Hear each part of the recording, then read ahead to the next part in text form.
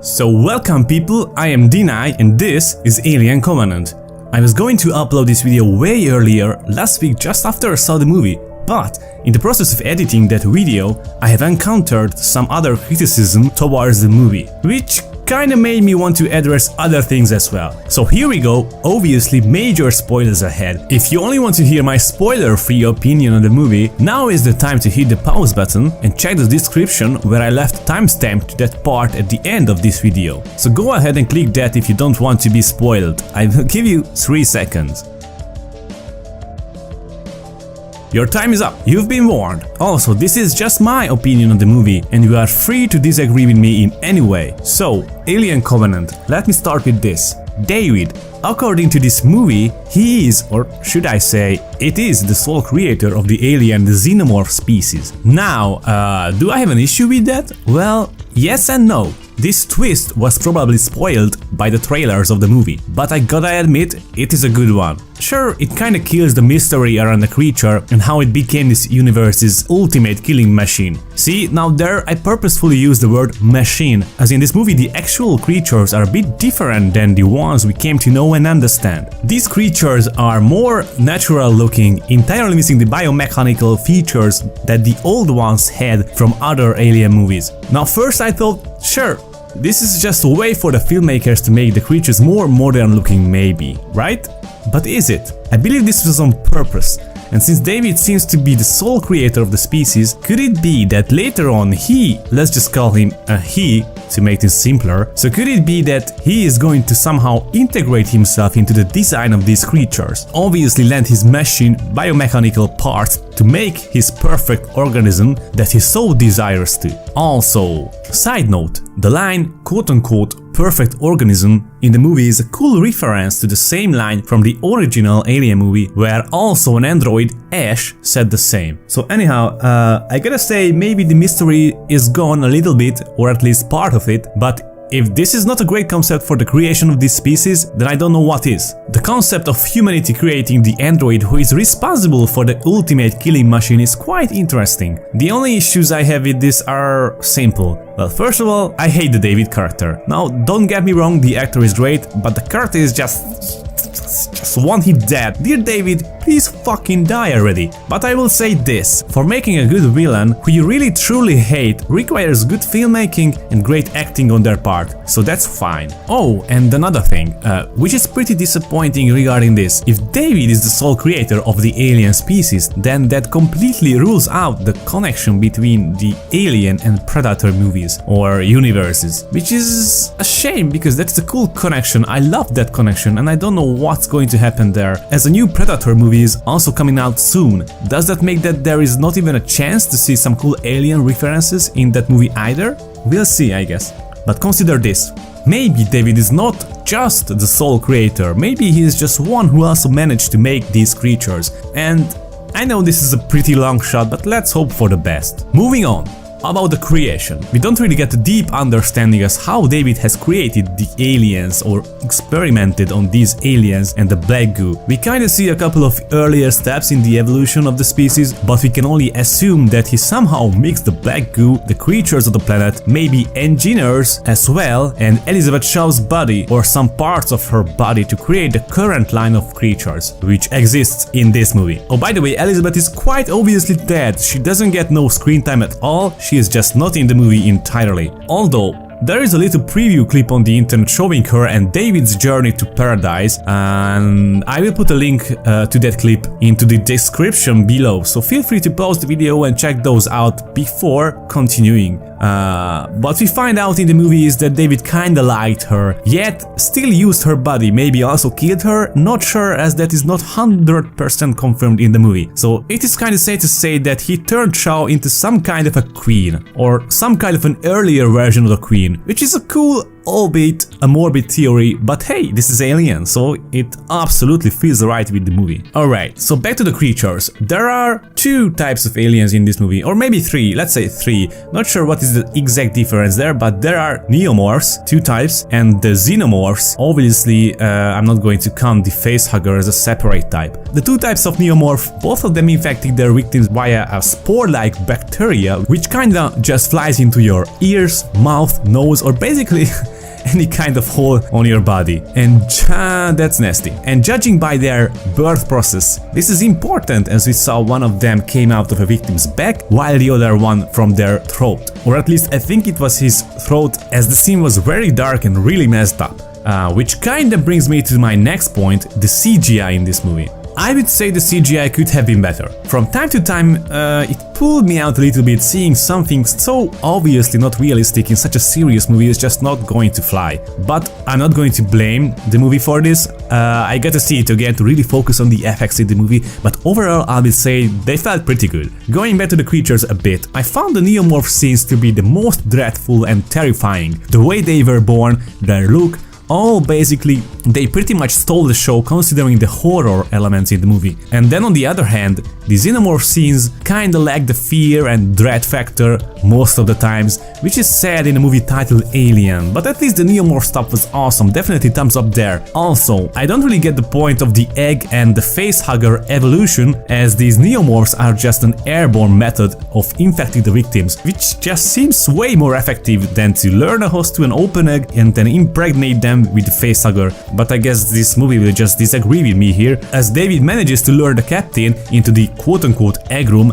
and make him just look into an egg. Now, alright, let's talk about that scene a bit, which is probably the lowest point for me in the movie. Honestly, what the actual fuck were they thinking? The captain, who had just recently shot down a neomorph and realized that David is no one to be trusted, just blindly follows said android's words like a sheep. David says look into the egg, and he looks into the egg and obviously getting the facehugger treatment in the end. Man, I honestly looking for an explanation here, as that scene was just utterly stupid and kinda reminiscent of the Prometheus days of dumbass scientists behaving like brainless husks. And then we later witness the birth of the first xenomorph in the movie, because there are two xenomorphs in this movie, which was both weird and kinda beautiful. I will just leave it at that. Now, at least one interesting line was put in that scene. Correct me if I'm wrong, but David said something like, quote-unquote, they are harmless, they are waiting for their mother, if I remember the line correctly, but you can correct me in the comment section below. Now, that line is kinda interesting, as what is he trying to imply with the word mother? Does this mean that there is a queen actually? Or maybe Elizabeth Shaw is the queen, or some sort of a queen? Or does this simply mean that they are waiting for their hosts as their mothers? I don't know. Anyhow, at least there is a good mystery there. Go ahead and just add it to the many questions of this movie. And don't get me wrong, questions are good, definitely. They keep up the conversation around the movie, but I really hope that to most of them we get great answers too. Okay, so the practical effects were great, but I felt they also put some sort of a digital coat on them somehow to match the CGI only effects in the movie, which is a shame because I'm in love with practical effects. Altogether, the movie is visually stunning. All the locations, the sets are masterfully crafted, which is simply a default thing coming with a Ridley Scott movie. Now about the crew. The characters really felt underdeveloped in the actual movie, but there are some great clips for both individually and as in a group that demonstrates their connection and characteristics. There is a 4 to 5 minute clip, I think, about how the crew behaves together on the ship, cracking jokes, talking to each other, and overall just functioning as a believable crew, and that sadly was missing from the movie, at least a big chunk of it. I would definitely advise to watch these clips, as they add a whole lot to the characters of the movie, and it is just disappointing that they kinda left it out of the actual release. A bad decision there, because this kinda makes all the deaths meaningless most of the time, and also not that surprising, so you pretty much can see all the deaths from a mile away. All the usual cliched horror tropes are there, which are nonetheless fun to watch. And the death scenes, the deaths are gory enough to see and go quote-unquote fuck yeah, that was awesome. But the shock factor is not really there, maybe the only exception being the birth of the neomorphs, because that shit was nasty and I loved every second of it. Now, I wanted to address some criticism about the movie being compared to Prometheus and Aliens. People are coming up bashing the movie for its title and that it is just a money grab to put the alien word in the title and that Prometheus was at least trying to do something original. Now, no. Prometheus could have also just be titled Alien Prometheus, as it is basically the same concept, an alien movie with a ship as a subtitle. And this movie, talking about Covenant here, never was going to be named Prometheus to either way. That just doesn't make any sense. I would not say that the direction of Alien Covenant is wrong for slapping the alien in the title. I would say Prometheus's direction was bad, trying to get away from the name, yet still, it was completely about aliens and their origins, just from a further point of view. Prometheus had way more problems and flaws than Covenant has. Covenant is simply a better movie in every way. Now, is it a better movie than Aliens? No, but it has its high points and more intriguing questions which puts it above Aliens in some aspects, but not a better movie as a whole. Also, I wouldn't put Covenant right against Aliens, as these are two entirely different movies. Aliens is about a bunch of badass space marines plus Ripley getting fucked by the alien hive and their queen, and then obviously Ripley later gets the upper hand, but that movie does not really add anything to the mystery of the species other than introducing the queen, which is albeit a cool addition but kinda shits over the egg morphing theory of the first Alien movie, which is an even cooler theory, if I might say. And then Covenant, on the other hand, is more like the original Alien movie and stays closer to the evolution and behavior of the alien creatures, which is just simply more interesting than an action flick, but that is just my opinion and don't start throwing rocks at me or something. Aliens is still the second best Alien movie as far as I am concerned. With that, putting the Alien in the first and Covenant in the third place. Yeah.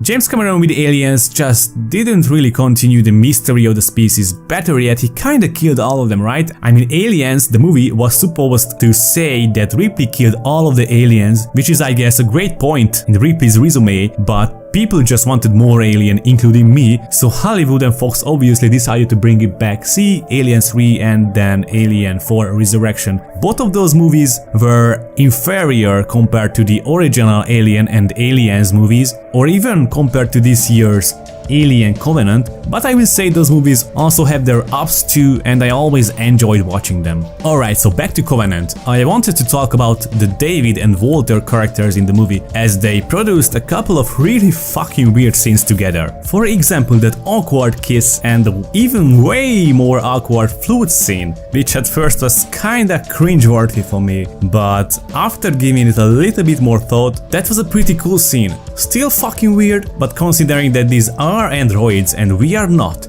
I would not say that is so unlikely for them to behave like that, as they don't really understand the awkwardness of that exchange there. And that is just smart acknowledging by the filmmakers that these are indeed not humans and you cannot really expect them to behave by normal human standards. So at the end of the day, this scene was kinda well put there and I don't have an issue with it. But the kiss was still a little bit too much, I will say that. Also, what about David kissing everyone? First Walter, then Daniels? I guess he's just filled up with emotions. I mean, I don't know, he's just really fucked up. I believe that is the point. Then there was the fight between the two androids, which was cool and well choreographed, but the hard cut at the end of the fight was really weirdly put there. So the fight was at that point where Walter was winning, with David defeated under him, and then David was still trying to make Walter join him while reaching for the knife. And then hard cut and we don't see what happened, but obviously that was never going to be a huge surprise for the viewer to find out that later on David was the one who came out as a winner of that fight. Also, just FYI, in a horror movie, if someone does not die on screen, there is a high possibility that they will return, so maybe we will see Walter in the future. Anyhow, I guess that they just wanted to confuse the viewer, because later David, quote-unquote Walter, still helped the remaining crew to kill the second xenomorph. And okay, the reason behind that is clear, that David was just testing his creation against Daniels and Tennessee, which is cool, but why the fuck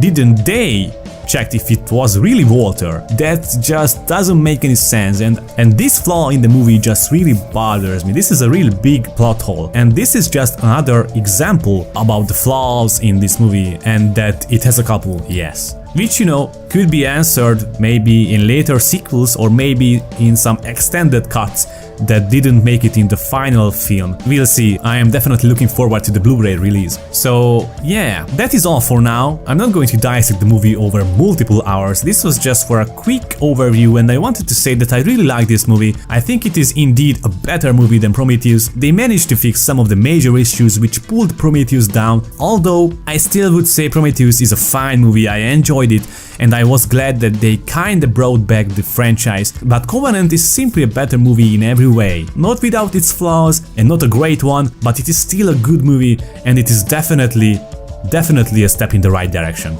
And if they manage to pull them together even more and continue with an even better sequel, we might be finally looking at another great Alien movie, which absolutely could overthrow Aliens as the second best movie in the Alien franchise. So go watch this in cinemas, absolutely worth it to experience the horror and weirdness in that atmosphere. That's it. In a verdict, I would give this movie 7 little xenomorph eggs out of 10. Thanks for watching. This was again Alien Covenant. If you would like to see more or hear more of my rantings, thoughts about this franchise in the future, just let me know in the comment section below, and feel free to give a like or dislike if you didn't agree with me, but this is just my opinion and looking forward to what you guys and gals think. Once again, thanks for watching, I was Dinai and I'm out.